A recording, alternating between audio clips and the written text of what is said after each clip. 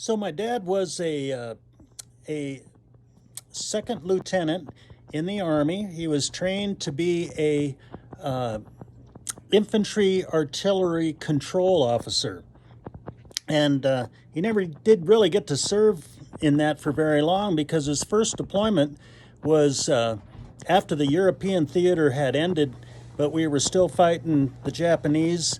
So he went to the Philippines to fight, and he was got off the boat, was sent up a hill to direct artillery fire. One bullet went overhead.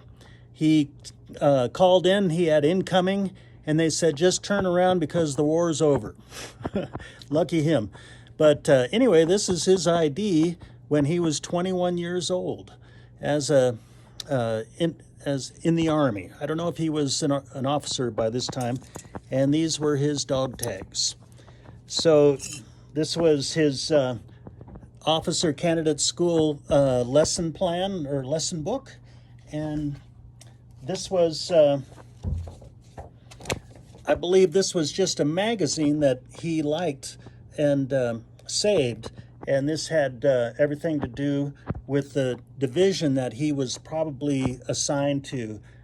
So he also had patches on some pillows that he'd sewed, and I had thought he was quite a war hero, or at least a warrior, until I went into the military, and I was then able to figure out exactly what he'd done. It's okay. Anyway, I served during peacetime, and he primarily served as a motor pool officer fixing trucks and jeeps in the south end of Korea during the Korean War, after he came back from occupied Europe, I believe. Maybe he did that before they went. Not sure. But anyway, he was never really in harm's way.